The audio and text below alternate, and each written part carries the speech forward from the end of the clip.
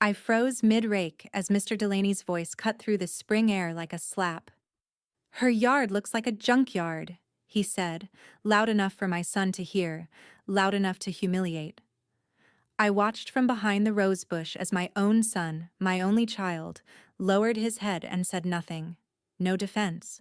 "No, that's my mother you're talking about." Just silence. After 3 decades of raising him alone, after paying off this house dollar by dollar, I was reduced to a neighborhood punchline. And he let it happen. Wait. Before we go any further, I gotta ask. Where are you watching from? Drop it in the comments. And don't forget to subscribe. The late afternoon sun cast long, sharp shadows across the cul-de-sac as Diane pulled into the driveway, tires crunching over loose gravel that hadn't been swept in weeks. Ethan, clutching his school backpack like armor, stepped out beside her. He hesitated. His eyes flicked toward the neighbors' trimmed hedges, the manicured flower beds across the street, and then down at their own patchy, weed-invaded lawn. Diane shut the car door a little too hard. The echo snapped across the quiet suburban street. "Mom, can we just go inside quick?" Ethan muttered. Before she could respond, a voice cut through the air like a crowbar splitting drywall. "Her yard looks like a junkyard." Diane froze. So did Ethan. Across the street, Greg Halverson stood next to his pristine mailbox, arms folded over his baby blue golf shirt. The sun glinted off the polished brass HOA badge clipped to his collar like some small-town sheriff's star.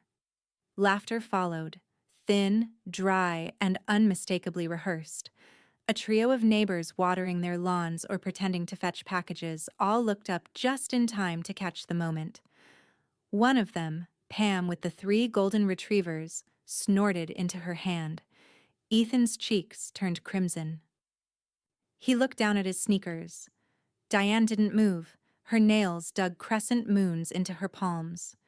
She gave Greg a long, steady look. No words. Just that cold, still stare of someone who's memorizing the moment. Greg smirked, already turning back toward his garage. "Some people just don't get standards," he called over his shoulder. Diane walked up the cracked walkway, unlocking the front door without a word. Ethan was already halfway up the stairs by the time she stepped inside. The door closed behind her with a quiet click, but the insult kept ringing, louder than the slam of a car wreck. The living room was dark, the blinds still drawn. Dust motes floated in the sunbeams, sneaking through the edges. Diane stood in the center of the room, keys still in hand, staring at the floor like it might rearrange itself into something better. It wasn't about the yard. It never was. Her phone buzzed an hour later. Caller ID, Marjorie. Diane stared at the screen for a beat too long before picking up. "Hey. You sound tense. Something happen?" Diane swallowed. Her voice came out too light, too fake. "No, just a long day." There was a pause. Marjorie wasn't buying it. "Did Greg say something again?" Silence. "That bastard. What was it this time?" Diane sat down slowly on the couch, her fingers curling around the throw pillow like she might tear it in half. "He called the yard a junkyard in front of Ethan, loud enough for half the street to hear. A sharp inhale from the other end. I swear that man has a god complex. He needs someone to knock him off that little throne." Diane's lips tightened, her jaw clenched. "He thinks this neighborhood is his kingdom, and I'm the eyesore ruining his castle walls." "Diane, don't let him get to you. You know how he is. Bitter. Controlling. Still pissed his wife left him for someone with an actual personality." She didn't laugh. She couldn't. The image of Ethan's humiliated expression was still fresh, his face lowered, his shoulders hunched like he wanted to fold into himself. Marjorie's voice softened. "You okay?" Diane looked toward the window. Across the street, Greg's sprinkler system flicked on like clockwork, watering a lawn that already looked photoshopped. "I will be," she said quietly. But something had shifted. It wasn't just embarrassment now, not even rage. It was purpose. Later that night, Diane stood in the backyard, phone flashlight aimed at the shed. The lock was rusted, but she jimmied it open with a flathead screwdriver. Inside, buried beneath a tarp, sat the mower, a bag of forgotten fertilizer, and 2 boxes from the garage she never got around to unpacking. She pushed one box aside, and there it was. Her old hard-shell planner, dusty but intact. She flipped it open, past grocery lists and orthodontist appointments, until she found the section labeled HOA contacts. She pulled out a Sharpie and began circling names. 3 were crossed out. 5 remained. Her fingers tightened around the pen. No more watching. No more silence. Tomorrow, Greg Halverson would learn that some women don't yell back. They plan. The next morning, Diane sat at the kitchen table surrounded by crumpled receipts, half-drunk coffee, and a fat blue binder with duct tape patching the spine. The letters HOA were scrawled in fading marker on the cover, like some relic from a bureaucratic cult. She flipped it open with surgical precision. Each page crackled, stiff from age and sun. Her eyes scanned the dense print, line after line of property codes, architectural requirements, and landscaping mandates. Her pen hovered. Section 4.3.1, Shared Easement Maintenance. Subsection B, Pool drainage must be approved by the HOA due to runoff liability. Her eyebrows lifted. She read it again, slower this time. Then her gaze drifted toward the window, across the street, where Greg's oversized in-ground pool glittered beneath his palm-shaped patio umbrella. The blue-tiled monstrosity he had installed without HOA approval 2 summers ago. She remembered the construction, the jackhammers at 6 a.m., the cement trucks idling on her side of the street, the workers peeing behind her hydrangeas. Greg had waved it off like it was a gift to the neighborhood. Adds value to everyone's property, he'd said. She hadn't forgotten. Now, a smile played at the corners of her mouth. Not warm, not wide, just sharp enough to cut glass. She pulled her phone closer and dialed from memory. 3 rings. Then, Alan Crawford. Still allergic to small talk?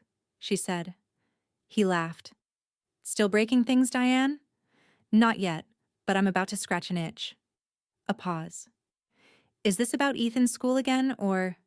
It's about my HOA president. Greg Halverson, Alan muttered.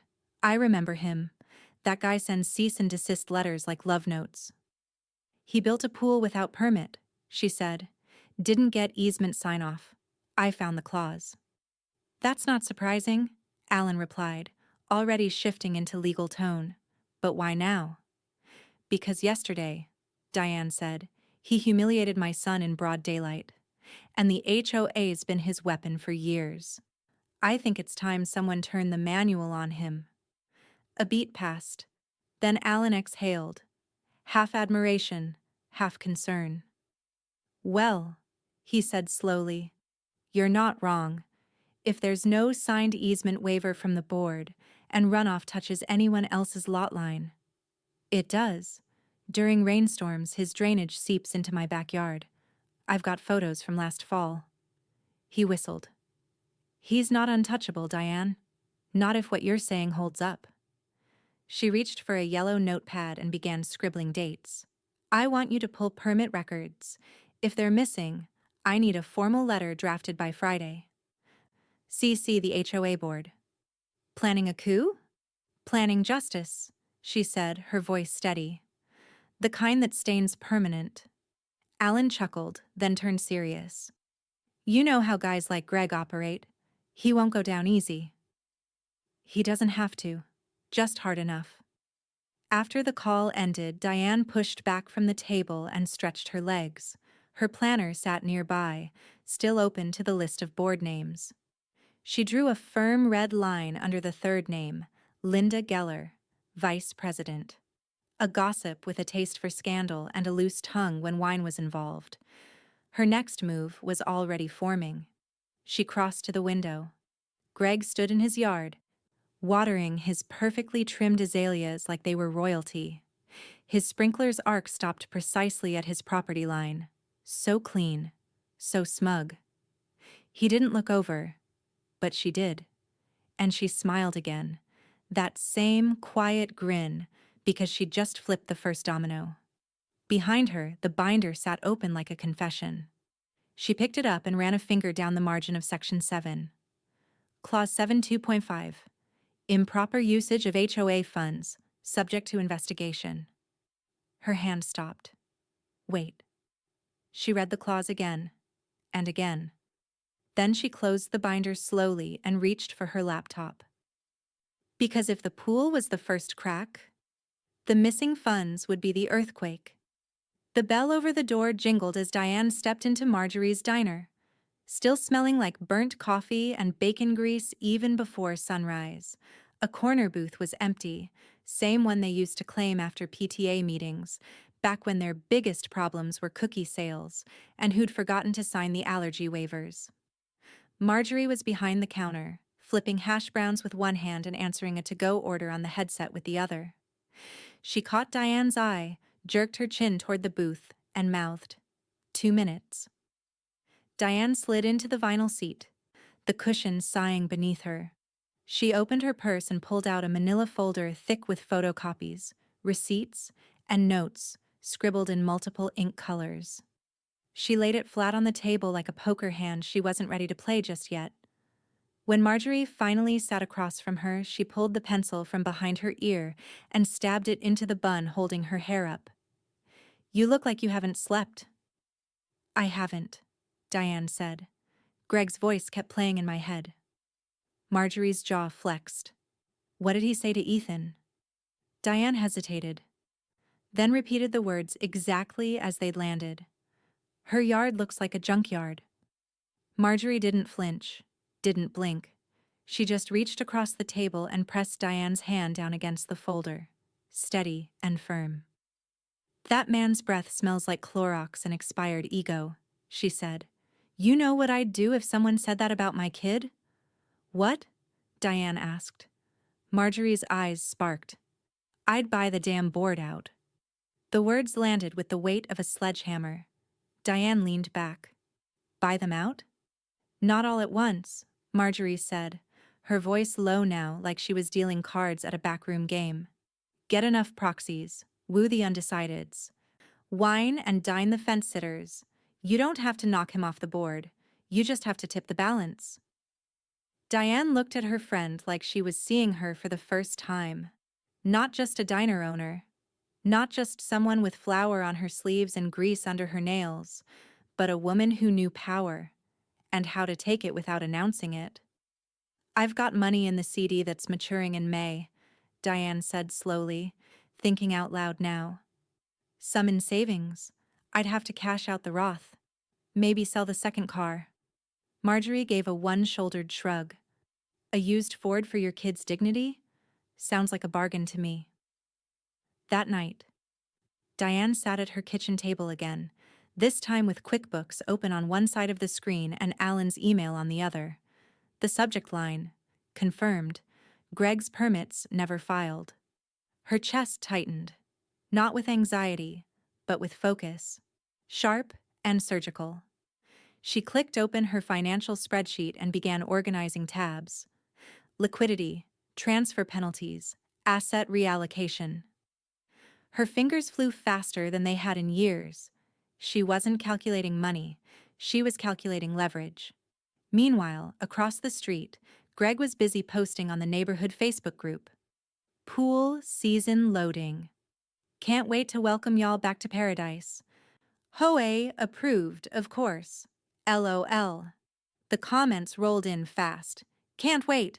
Save me a floaty, Greg. That yard really is the gem of our block. Diane didn't comment. She didn't need to. The post wasn't for the neighbors. It was for her. One more crown-polishing performance from the self-appointed king of the cul-de-sac. But he didn't know she'd already opened the drawbridge and walked right into his castle. Upstairs, Ethan sat hunched over his geometry homework, earbuds in but music paused. He could hear voices in the hallway outside. two neighbors chatting about landscaping. The words were soft, indistinct, but he caught fragments. Her yard. Such a shame, poor kid. He shut the book, slid it into his backpack, and stared at the ceiling. He didn't go to the window. Didn't want to see if they were looking back at him. He didn't need to. The weight was already there. Downstairs, Diane printed the first round of letters, 3 envelopes addressed to board members. She sealed each one, lips pressed tight like a vow. Then she reached for the phone. One more call to make. She scrolled past Alan's name, past Ethan's school. Stopped at a contact labeled only, Debbie, records. She tapped call, because board votes were one thing, but audited books never lie. The HOA meeting was held in the community clubhouse, one of those prefab beige buildings with folding chairs that squeaked every time someone shifted their weight. Diane arrived 10 minutes early, dressed in a navy blouse and dark jeans. Hair pulled back like she meant business but wasn't here to perform it. A folding table stretched across the front of the room, lined with board members and lukewarm coffee. A few residents chatted in huddles near the donut tray, eyeing Diane with the kind of polite surprise reserved for neighbors you never expected to see in public. She ignored them and walked straight to the sign-in sheet. "Diane Renshaw," a warm voice called out behind her. "I wasn't sure you'd come." She turned. Debbie stood there, treasurer, yoga enthusiast, and serial oversharer. Her oversized glasses magnified soft hazel eyes, and her handshake felt like warm bread. I never miss the fun," Diane replied, managing a calm smile. Debbie leaned in slightly. "I read your letter, the one about the pool." No tone, no judgment. Just, "I saw you." Diane nodded once. "There's more where that came from." Debbie's smile flickered. Curious now, not cautious. They walked together to the front row. Greg Halverson was already seated at the center of the board table, leaning back like he owned not just the HOA, but the table, the chairs, the floor beneath their feet. He had his hands clasped behind his head, a smug little smirk tugging at one corner of his mouth. His HOA badge gleamed like a prize he never returned. His eyes flicked toward Diane, then back to his notes. Dismissed. Good. Let him. As the meeting dragged through agenda items, garden fence height discrepancies, parking enforcement, a complaint about a noisy Labrador, Diane kept quiet. She listened, observed, and waited. When they reached new business, she stood. Some heads turned. Greg didn't. That was his mistake. "I'd like to address the board," Diane said. Greg raised a hand, cutting her off. "This isn't a public comment period." Alan Crawford, seated just behind Diane, cleared his throat. "Actually, as counsel representing Ms. Renshaw and member of this HOA, I'd like to invoke subsection 3.2.1, Financial Disclosures and Emergency Resolution Review." Greg blinked. Other board members looked around. "What resolution?" Greg asked, lips tightening. Diane stepped forward. "I've reviewed the HOA's most recent quarterly ledger. You're short 4,112s. I'd like to cover the deficit, personally, to restore compliance before the county audit next month." A stunned silence fell over the room. Even Debbie's mouth parted slightly, her gaze bouncing between Diane and Greg. "That's not how we do things," Greg said, his voice suddenly brittle. "It's how we're allowed to do things," Alan replied coolly. "According to the bylaws you helped draft." A murmur rose from the board. One of them, Tom, who always looked one step away from retirement, whispered something to Debbie. She nodded slowly. Diane pulled a certified cashier's check from her folder and placed it on the table. The board stared at it like it might detonate. "This isn't just a donation," Diane said evenly. "It comes with a request. 1 seat. Temporary board status until the next election cycle.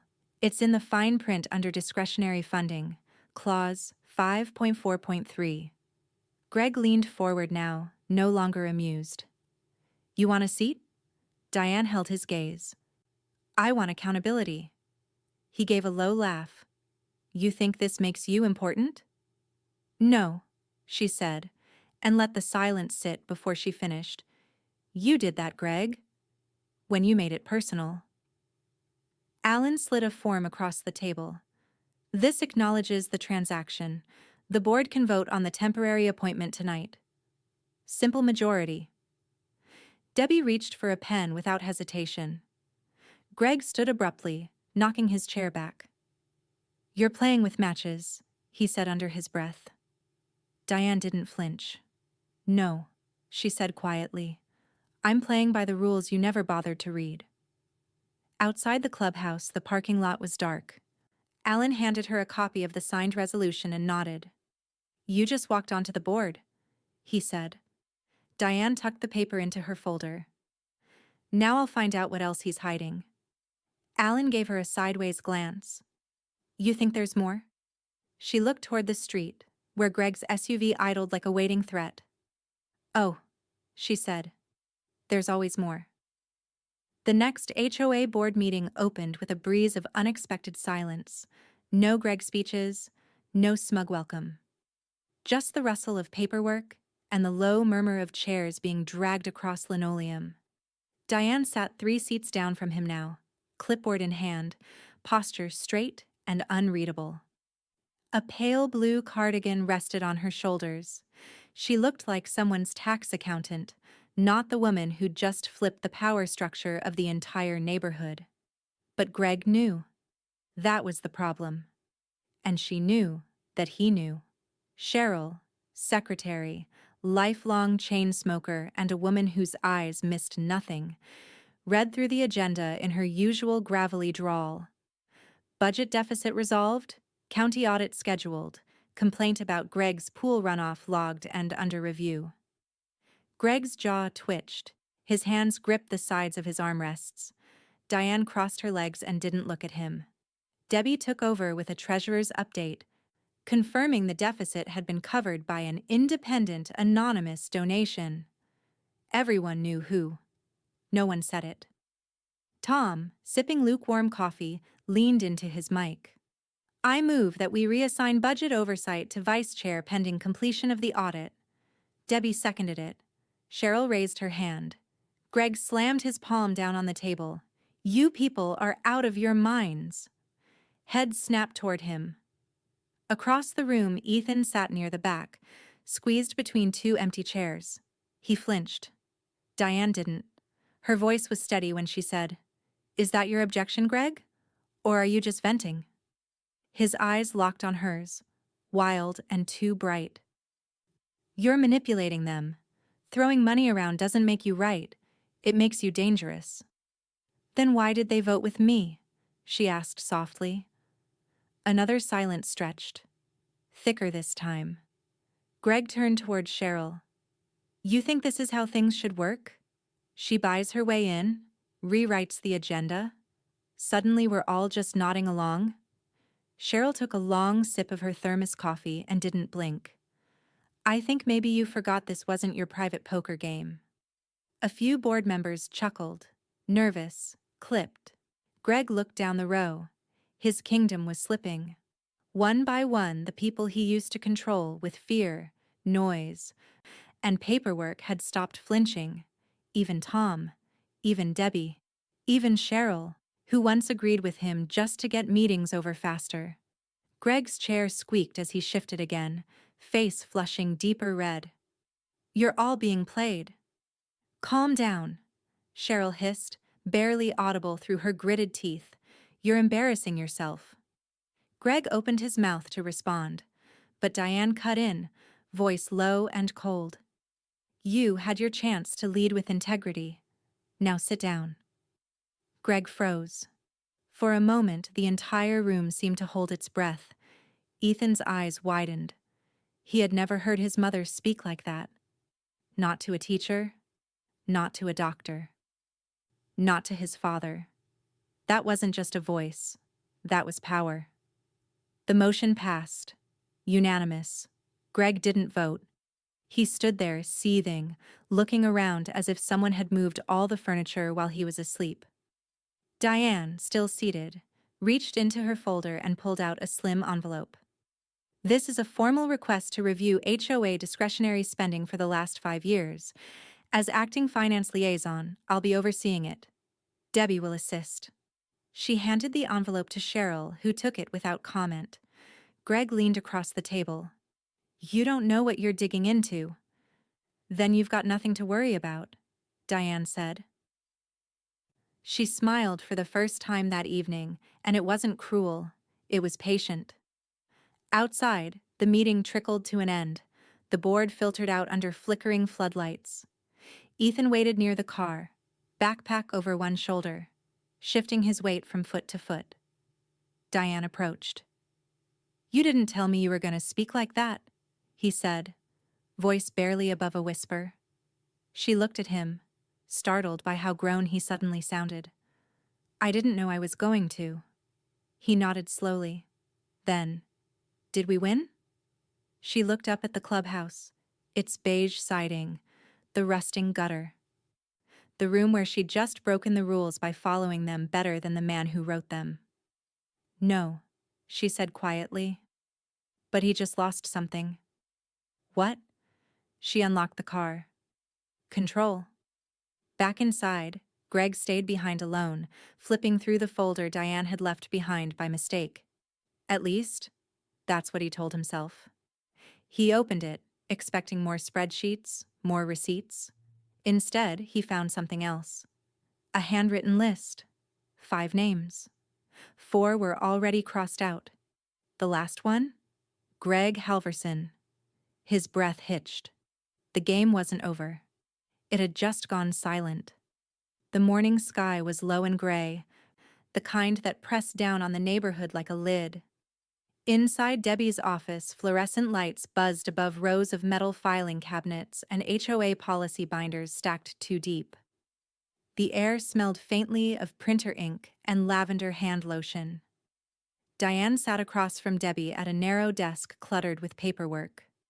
A stack of violation notices rested between them, freshly printed and rubber-banded into neat bundles. Everything's signed, Debbie said, flipping through the last form. All 4 board members reviewed and approved. Greg's pool falls under structural noncompliance, drainage interference, and failure to secure retroactive permit. You good with delivering the citation? I'm not just good with it, Diane said, her voice steady. I'm ready. Debbie slid the final page across the desk and handed Diane a blue folder stamped HOA Action Notice in bold, unfriendly font. For the record, Debbie added, her tone light but pointed, this isn't personal. Of course not, Diane said, slipping the folder into her bag. It's just paperwork. They both smiled, but only one of them meant it. By noon, the notice had been delivered via certified mail and digital scan, as per HOA protocol. Greg would have received both. Debbie assumed it would take him an hour to read. He showed up in 10 minutes. The door to her office flew open like it had been kicked. You're joking, Greg barked, waving the violation letter in one hand like it was dipped in gasoline. You think this is going to stick? Debbie looked up slowly, the calm in her face undisturbed. Not think, she said, reaching for her glasses. No. I've chaired this board for 6 years. I've raised property values across this whole street. And now you're pulling this stunt because Diane Renshaw throws a little cash around? Majority vote, Debbie said simply, and tapped the line on the resolution document. Board rules. Greg's breath caught in his throat, half growl, half choke. You let her buy your vote. No one bought anything, she said, still unbothered. You just stopped earning them. He paced, hands in fists, jaw flexing like it might crack. You think I won't challenge this? You think I'll just roll over? Debbie's pen clicked. Greg, she said, voice suddenly cool and even. You storming in here like a bulldozer doesn't undo the paper trail, or the photographs, or the drainage maps, or the permit log. We have the numbers now. You don't. He stared at her, breathing hard. For the first time, he looked like someone who didn't know what card to play next. Later that day, Diane sat at a small round table outside Dixie's diner, sipping bitter coffee across from Marjorie, who stirred her creamer with the intensity of a scientist testing radiation levels. "So he really did it?" Marjorie asked, biting into a burnt piece of toast. "He kicked in Debbie's door?" "Didn't kick," Diane corrected. "Just shoved it open like it owed him something." Marjorie cackled. "He's sweating already. Jesus. I wish I had a lawn chair and a bag of popcorn outside that office." "He's unraveling faster than I expected." "Because he never built anything," Marjorie said between sips. "He just barked orders. The second someone stood taller than him, he panicked." Diane looked down at her phone, scanning the HOA inbox. A dozen new messages. One from a resident asking for fence variance help. Another about trimming hedges too close to the sidewalk. And then one from Cheryl. Subject: urgent. File discrepancy found in last quarter's ledger. You'll want to see this. Her fingers paused. "What?" Marjorie asked. Diane slowly turned the phone so her friend could read it. "Oh," Marjorie muttered. "That smells like buried treasure. Or a body." Diane didn't answer. She was already standing. Back at home, the house was still. Ethan was at a friend's. The windows were open, letting in the whisper of wind and the faint sound of sprinklers ticking across someone's lawn. Diane sat at the kitchen table and opened Cheryl's attachment. It wasn't just a discrepancy. It was a transaction. $5,000. Labeled Community Enhancement, Vendor Unknown. Dated 2 weeks before Greg installed his pool. Her breath caught. Vendor unknown. But the bank account listed? She knew that routing number. It wasn't business. It was personal. And Greg had left a fingerprint. The ceiling fan hummed overhead as Diane sat on the couch, legs tucked under her, phone glowing softly in her palm. The house was quiet except for the occasional creak of old wood and the distant buzz of a lawnmower across the cul-de-sac. She scrolled slowly through the neighborhood Facebook group. There it was. Again. Posted by Cheryl Lawson 23 minutes ago. Final touches going in. New LED pool lights installed just in time for the season. Can't wait to host this year's Memorial Day Bash. RSVP below. Beneath it, a carousel of photos. Greg posing with a Bluetooth speaker under his arm. String lights looped around patio poles like some budget resort. The pool shimmering blue, almost mocking in its perfection. The comments piled up fast. "Looks incredible, Cheryl. You two always throw the best parties. Is Greg still DJing?" Diane's thumb hovered over the reply field. The cursor blinked, waiting. She typed nothing. Instead, she stared at the photo of Greg, grinning beside the pool he built off the books, funded through a line item meant for community enhancement. Her jaw tightened. He was smiling like the king hadn't noticed the noose. Her phone buzzed again. This time, a group text thread from 3 cousins she hadn't spoken to since the last Thanksgiving her marriage still existed. Cousin Stephanie. "Hey, Cheryl invited us to the Halversons' bash. You going?" Cousin Travis. "LOL, I heard their pool's insane. You should flex and wear that red dress you hate." Diane stared at the screen a moment before typing. "We'll see." She hit send and muted the thread. That afternoon, Marjorie dropped by unannounced, holding 2 iced lattes and an eyebrow already arched. "You see that post?" she asked, plopping onto the armchair. "I swear, Cheryl's one Instagram filter away from pretending they live in Malibu." "She's hosting," Diane said. "Greg's not even on the invite." "Yeah, but you know him. That ego of his can't resist center stage." She took a sip. "You going?" Diane didn't answer. Marjorie grinned. "That's what I thought." Then she rolled her eyes and added, "God, imagine thinking string lights make up for laundering HOA funds."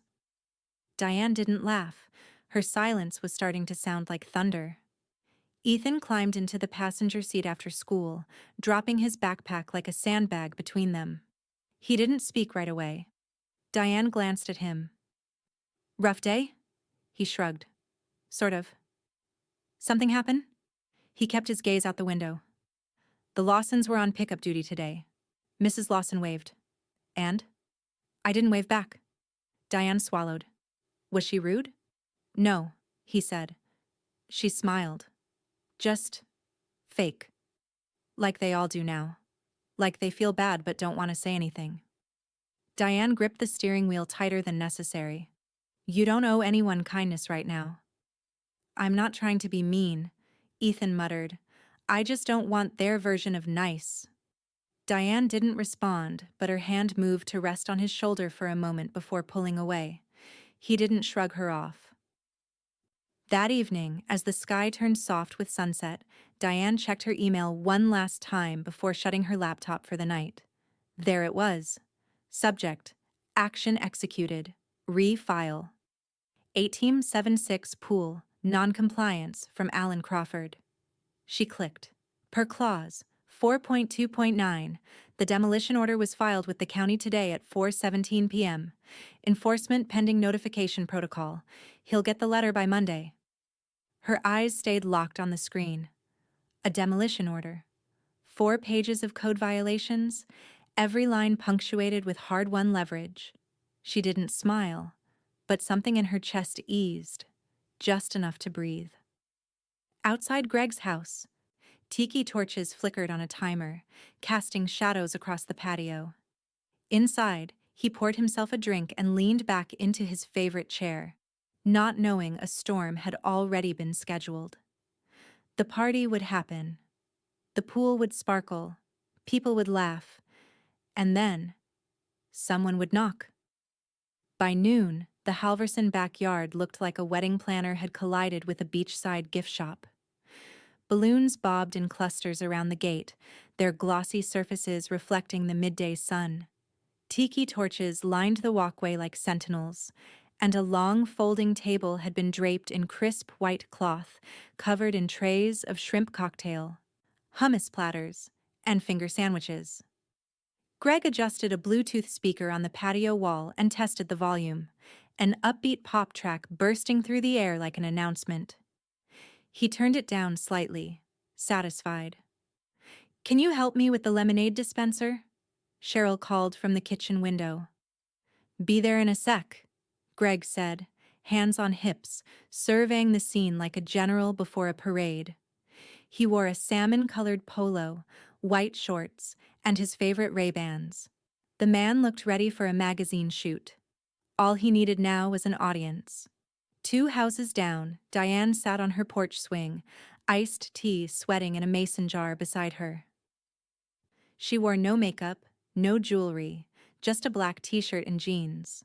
A paperback lay open on her lap, unread. Across the street, neighbors strolled past the Halversons' home, peering over the hedges and murmuring among themselves. A few waved politely toward Greg, who greeted them with theatrical cheer. "You guys coming by later?" he called out. "We might stop in," someone mumbled. Diane didn't move.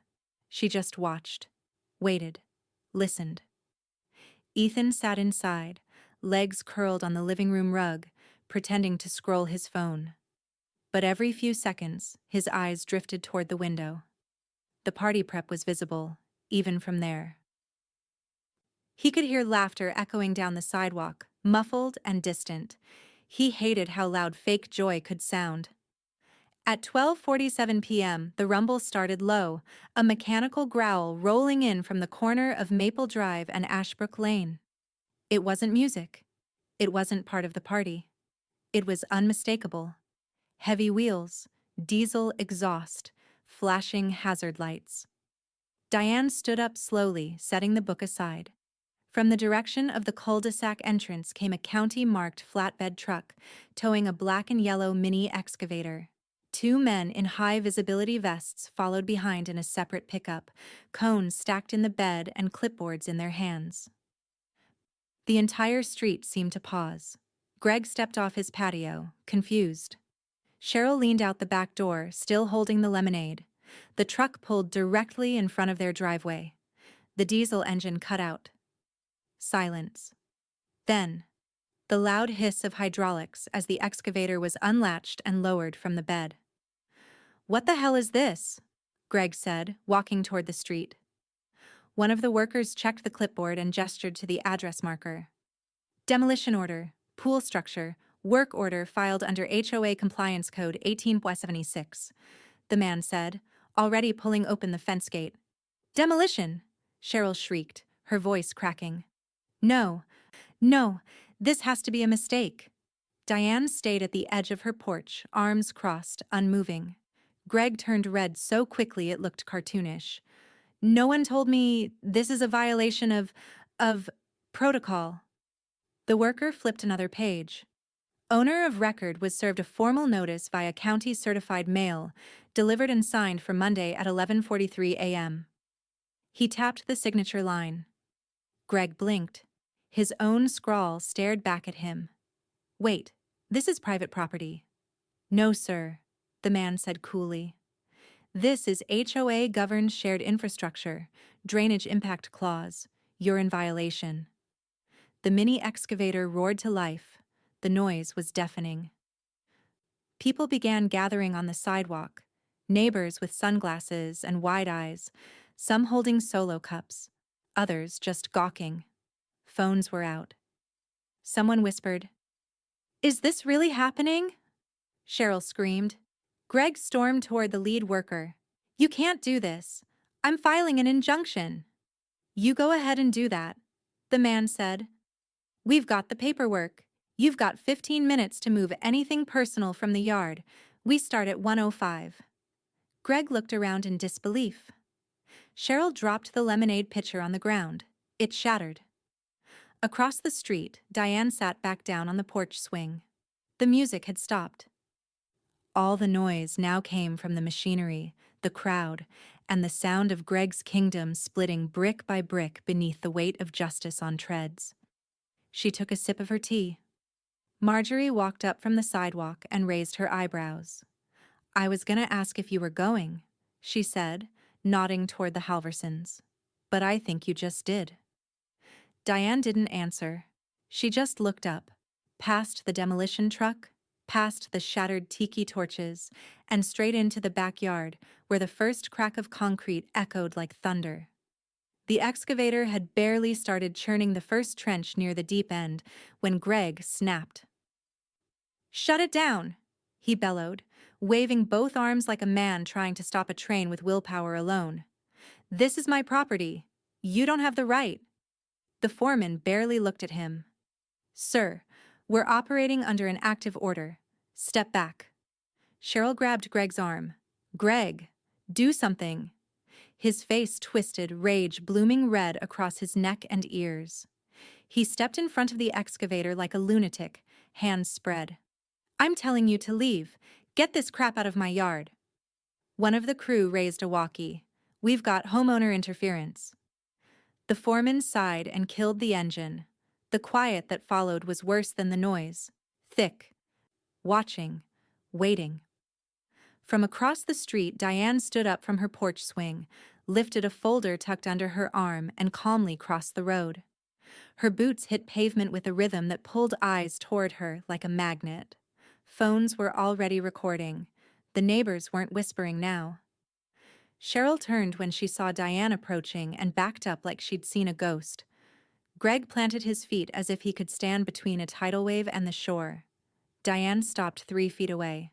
No smile, no sarcasm, just certainty. She opened the folder slowly and pulled out a thick, stamped packet with a blue county seal and 4 signatures at the bottom. She held it out. Greg didn't take it. "It's a copy of the demolition order," she said, voice cool. "Filed under HOA Clause 1876, shared easement interference, financial misconduct, and unpermitted development. Backed by the board. Ratified by county inspectors. Served legally. Acknowledged by your signature. You can't just—" She raised a hand. Greg, you've said that phrase 6 different ways this week, and every time, it's been wrong. He stared at her, jaw unhinged, lips working like a man about to speak, but no longer sure of the language.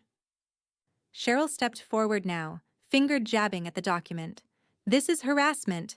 This is illegal, Diane. You're not a judge. No, Diane said, eyes never leaving Greg. But you're not above the law either. The foreman stepped in, took the papers from Diane, glanced them over, then held them up like a shield. All in order. Proceeding. Greg lunged. This is a setup. You manipulated the board, paid people off. Diane didn't blink. I followed every rule you ignored. He opened his mouth again, but this time, he heard it. The unmistakable sound of another neighbor's phone dinging from a live stream. 3,000 people watching right now, someone muttered. A woman near the sidewalk whispered into her mic. He's trying to block a lawful demolition. He just tried to grab a county worker. This is nuts. Greg turned and saw them. Phones everywhere. Not just neighbors anymore. The story had escaped the cul-de-sac. Back near the patio, Cheryl's voice cracked as she shouted into her phone. Yes, I need a lawyer. Now. I don't care. Just someone who deals with property law. Yes, HOA. Yes, county. No, I'm not on the board.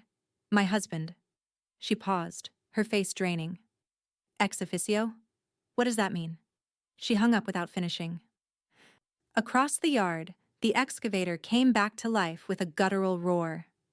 The first concrete panel shattered under its claw like a dropped teacup. Greg watched it fall apart.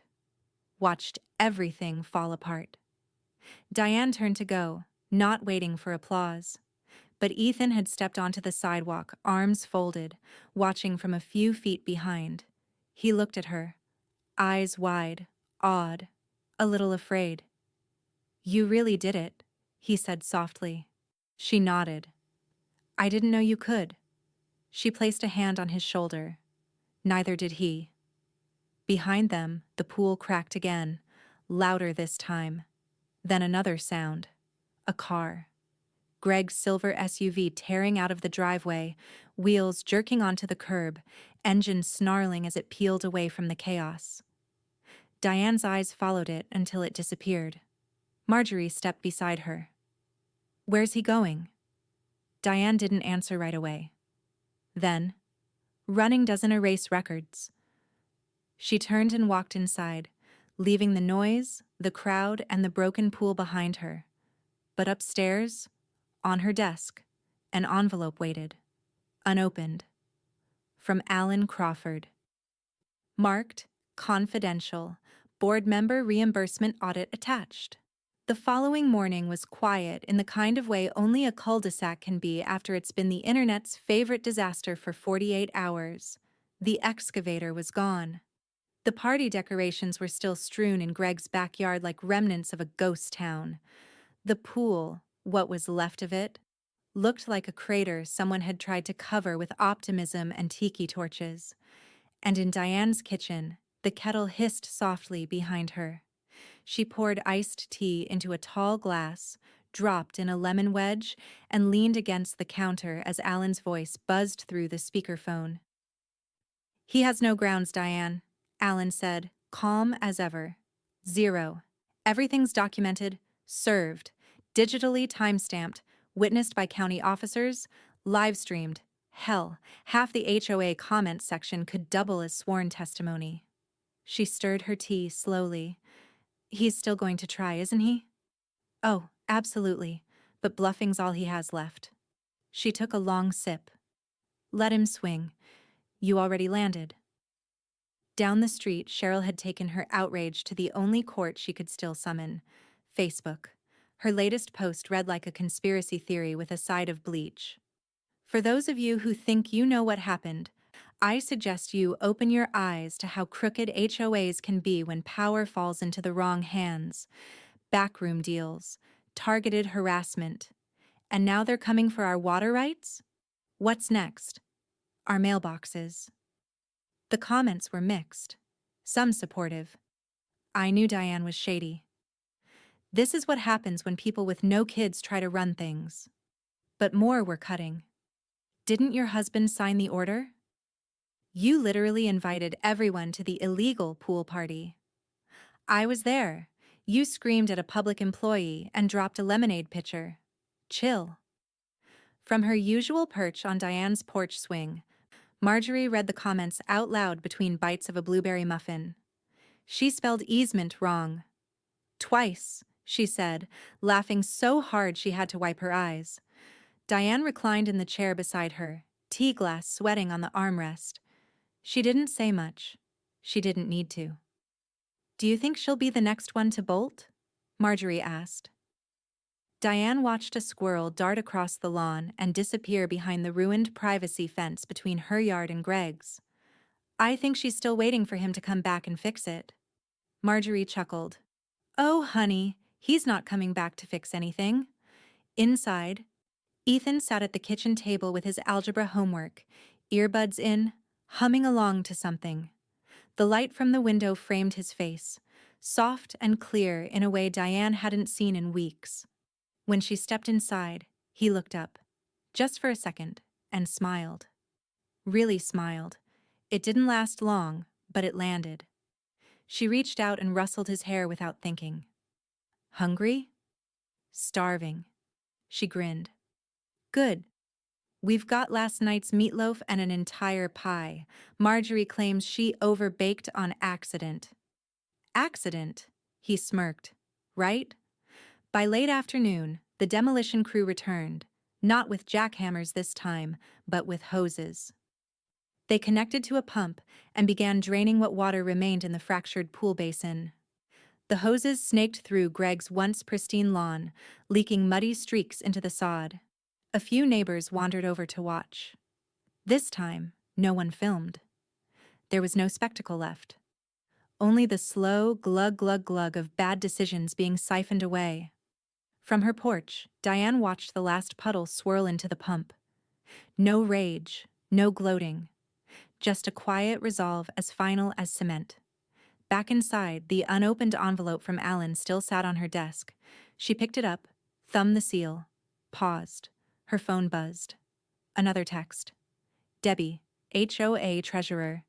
Hey, you might want to open that? Something's not right with the reimbursements from last year's landscaping bill. Amounts don't add up. Diane stared at the screen, then down at the envelope. She broke the seal. Pulled out the report.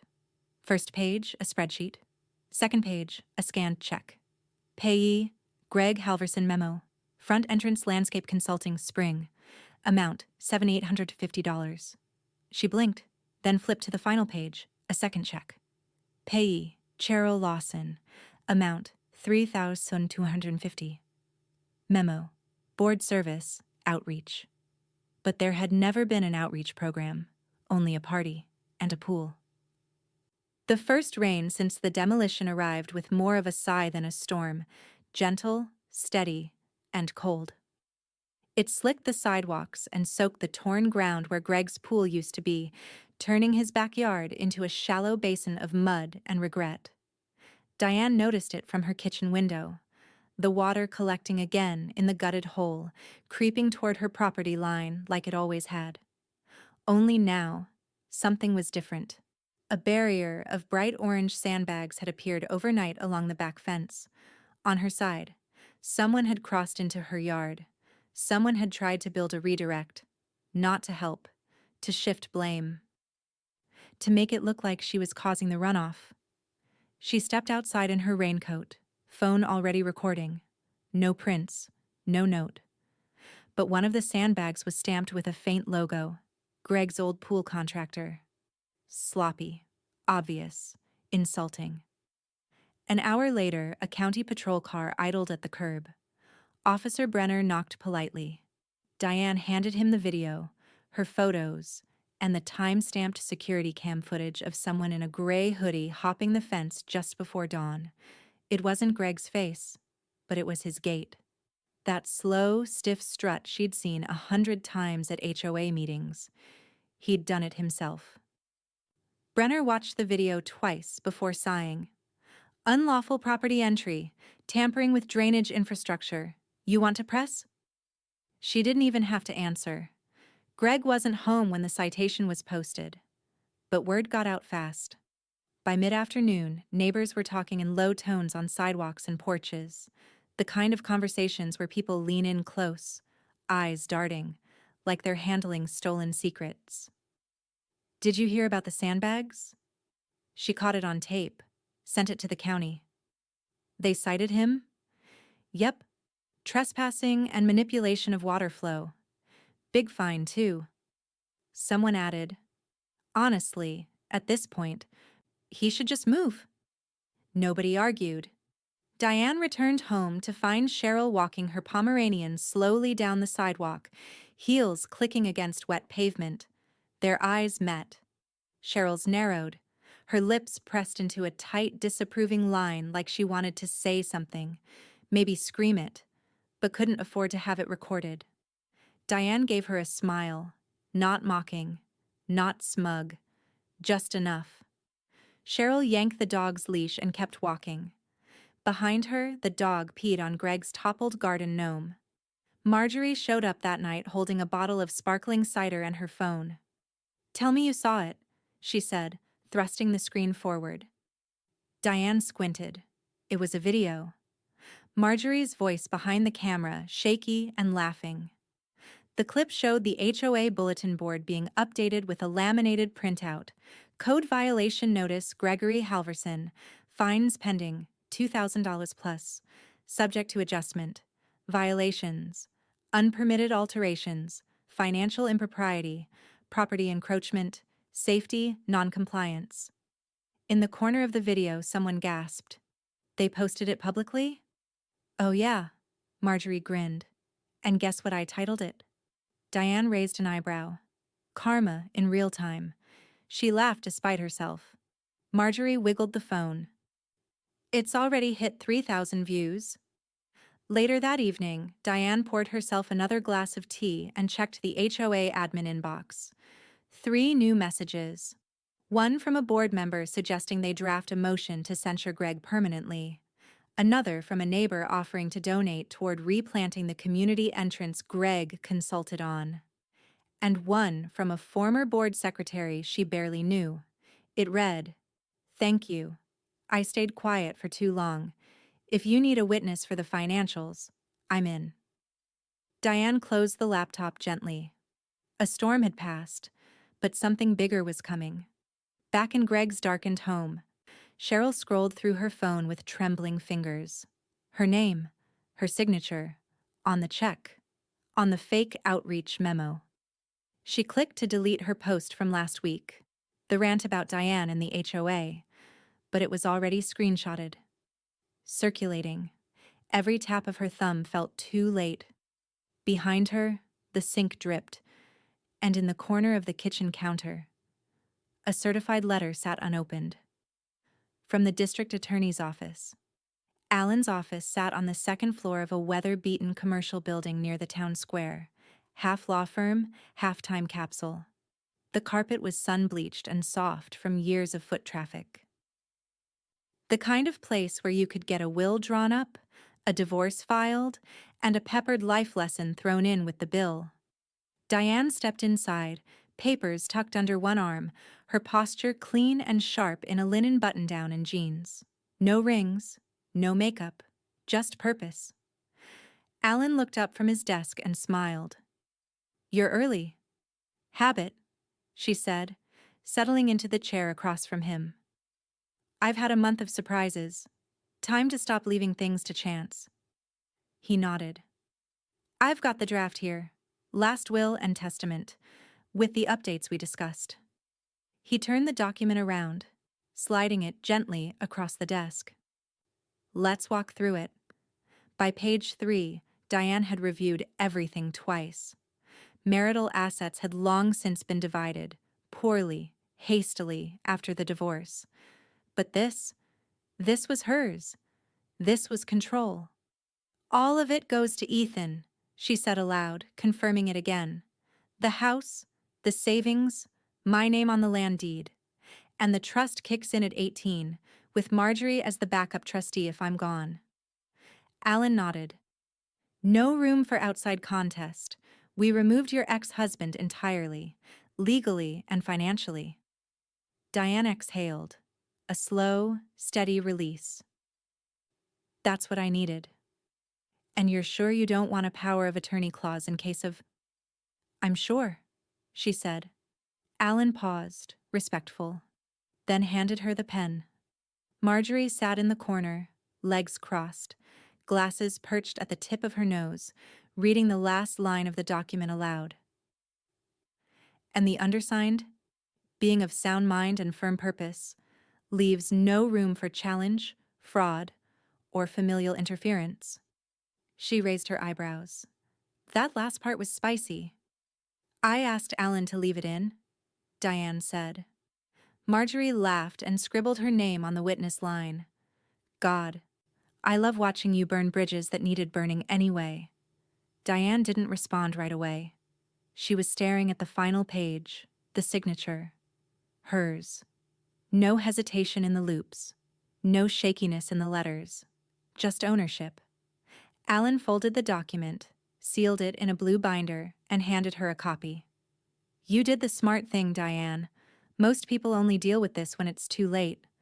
She stood, tucking the folder under her arm like it belonged there. I'm not letting anyone else write my ending. Outside, the Texas sun baked the pavement until it shimmered.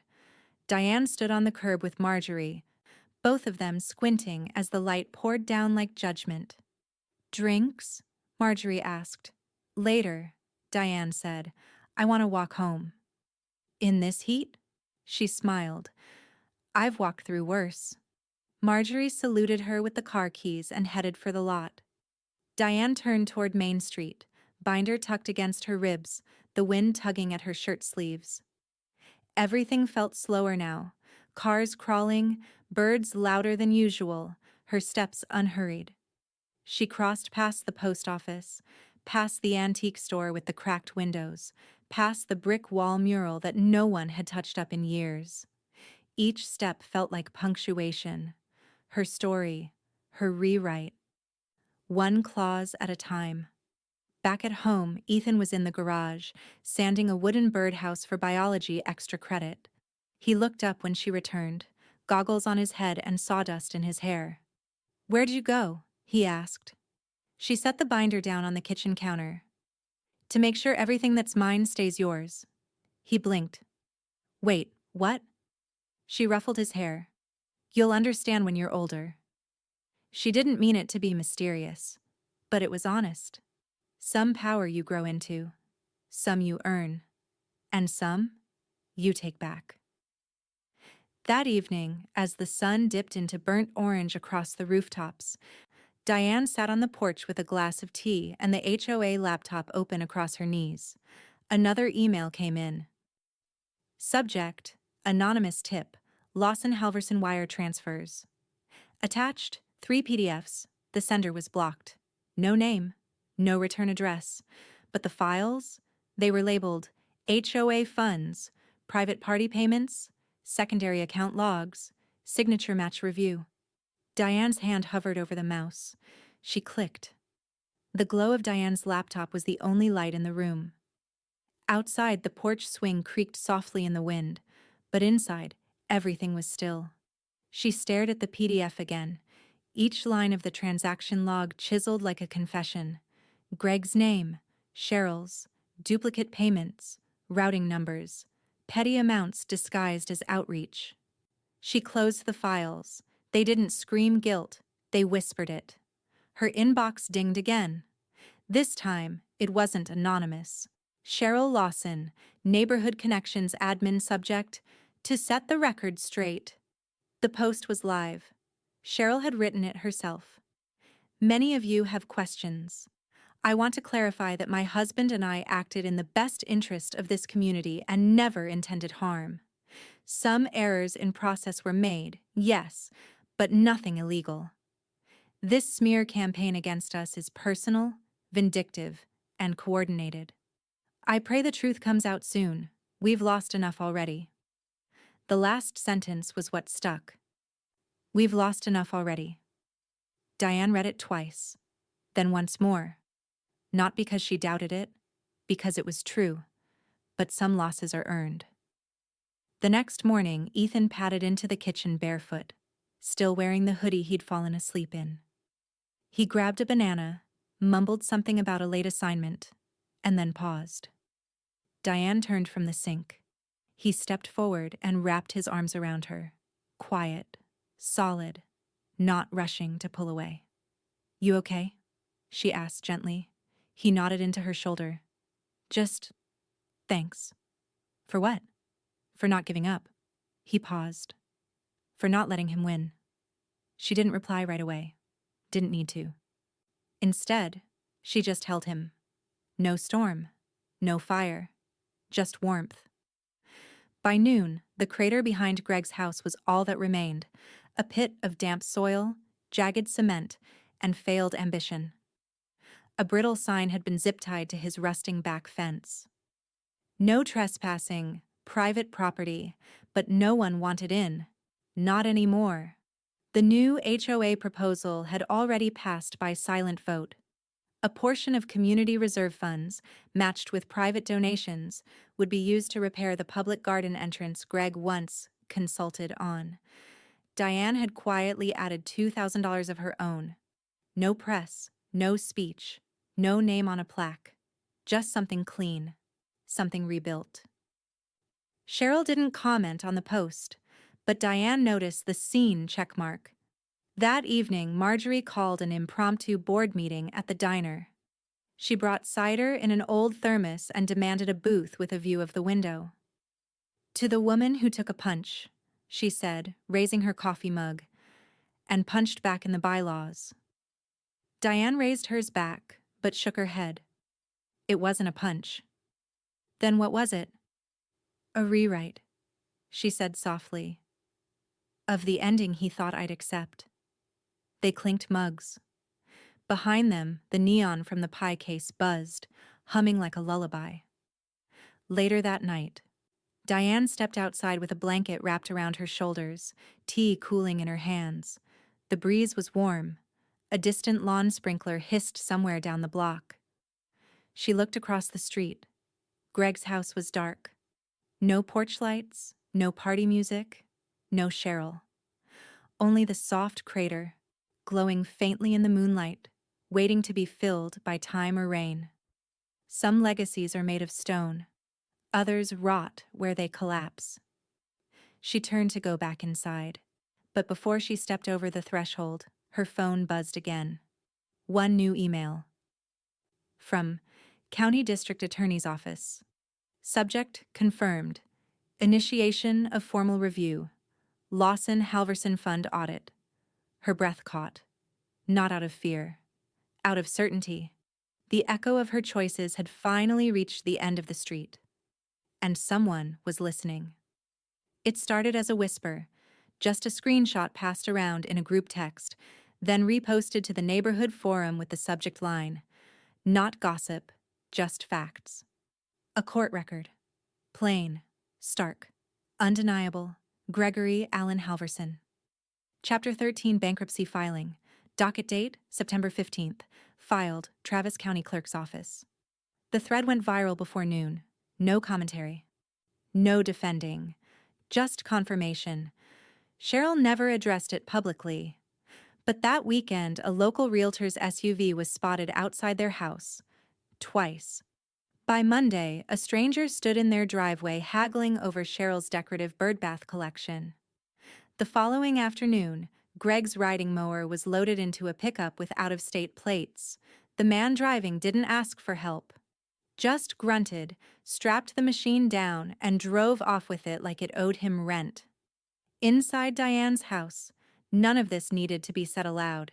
She simply opened the curtains, stepped onto her porch, and resumed weeding the front flower bed. The soil was dry, sun-warmed. Earthworms wriggled beneath her gloves.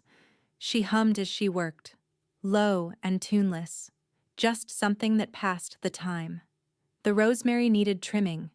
The daffodils were late. The mulch had held better than she expected.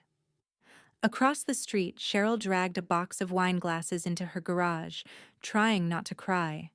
But Diane didn't look up. Not out of cruelty, but because she didn't need to. Inside, Ethan stood at the fridge, gulping orange juice straight from the bottle. Diane walked in, brushing dirt off her jeans. "You know cups exist, right?" He grinned. "Waste of time." He capped the jug and set it down. Then, "People were talking about Greg today at school." Diane raised an eyebrow. "They weren't making fun of me this time." She paused. He shrugged, almost sheepish. "They said you were a badass, that you nuked the HOA like a lawyer with a flamethrower." She laughed, genuinely, fully. He smiled again, wider this time. No embarrassment, no edge, just pride. It landed like a gift she hadn't expected. "Go do your homework," she said, tossing him a granola bar. "Smart kids don't run their mouths. They win with receipts." He unwrapped the bar, still smiling. "Wonder where I learned that." That Friday, the HOA newsletter hit inboxes like it always did. Half noise, half complaint. But in the final paragraph of the treasurer's note, a few lines stood out. "Special thanks to board member Diane Renshaw for her countless hours of service, transparency, and leadership during this quarter's audit. Her contributions to the Community Beautification Project were not only generous but essential. We are better because she showed up." It wasn't a headline, it wasn't a campaign, but it was a shift, the kind that stays. She read it once, then closed the tab. No screenshot, no repost. She didn't even tell Marjorie. Some wins didn't need a microphone. That evening, Diane watered the back garden in her bare feet. Cool earth between her toes, hose sputtering across the soil. The scent of tomato vines mixed with the faint sweetness of honeysuckle curling along the trellis. The sun dropped low and hot, casting long golden shadows. A cicada buzzed somewhere in the trees. She turned off the hose and leaned against the fence, eyes closed, sweat drying on her neck. It wasn't peace, she felt. It was lightness. As if some weight, centuries old, handed down from every insult she never answered, had finally been set down. At 9:13 p.m., her phone buzzed. A new message, no subject, no greeting. Anonymous number. "Thought you should know. Greg's trying to settle privately, wants everything sealed. DA won't drop it. They're pulling bank records." Below it, a PDF attachment. Title: Preliminary Settlement Attempt, Halverson vs. State Status. Declined. She exhaled, not out of relief, but because the truth was doing what truth does when no one's left to bury it. Surface. Across town, Cheryl paced her kitchen, laptop open, dishes unwashed. She clicked refresh on a GoFundMe page for legal fees. Still no donations. The campaign had 3 shares, 1 like, 0 hearts. And in the corner of the living room, her designer lamp, once appraised for $1,200, sat wrapped in newspaper, labeled "Estate Sale, $50 OBO." The sun had barely crested above the rooftops, but Diane was already outside. The hose curled like a ribbon across the driveway, water arcing in a steady, quiet sweep over the marigolds. They bloomed in bright fists of yellow and orange, the petals unfurling like a promise she hadn't known she'd made to herself. The air still smelled of dew and mulch. Crickets chirped lazily in the grass. And for the first time in a long time, no one was watching her yard with suspicion, only admiration. "Love what you've done with the corner beds," came a voice from the sidewalk. Diane turned. Mrs. Patel, from 2 doors down, stood with a sun hat tucked beneath her arm. Her smile was small, but it reached her eyes. Diane nodded. "Just trying to keep things alive." Mrs. Patel chuckled softly. "Some of us noticed you've been doing more than that." As she strolled off, a younger couple passed by with their toddler in tow. The man gave Diane a quiet thumbs up. The little girl pointed at the wind chimes spinning under her porch eave. Pretty, she mouthed. Diane's chest lifted. Not pride, not ego, just stillness. The kind that doesn't beg to be named. Across the street, Marjorie stepped onto her porch in slippers, holding a cup of coffee and waving like she did every morning now. Except this time, she called out, "Bird feeder goes up today?" Diane smiled. "If I can find the screws, I'll bring extras. You know I label my hardware like it's national security. I've seen your spice rack. I believe it." Marjorie blew her a kiss and disappeared back inside. Diane returned to her task, cutting off the hose and winding it neatly along the hook. The yard looked good. The edges were crisp, the stone pathway weeded, the small wooden bench freshly painted. No one would dare call it a junkyard now. But she didn't do it for them. She did it for the quiet. From behind the fence, Ethan appeared holding a small box of seeds and a wooden bird feeder he'd sanded himself. He wore mismatched socks and still had bedhead. "Found the screws," he said, handing them over. "Good man," she said, handing him the wrench. They worked in comfortable silence, mounting the feeder on the oak tree near the porch. Ethan stood back and eyed it. "You think anything'll show up?" Diane shrugged. "You don't always build things for applause. Sometimes it's just about being ready when something does." He nodded, then went back inside to find peanut butter for the seed cakes. She stood there a moment longer, watching sunlight spill across the grass. Inside the house, the mailbox dinged with a soft chime. She stepped in and opened the message. Subject: Board commendation. Thank you. The body of the email was brief but sincere. Dear Ms. Renshaw, on behalf of the HOA board, we want to formally acknowledge your integrity, diligence, and unwavering commitment to rebuilding trust in our neighborhood.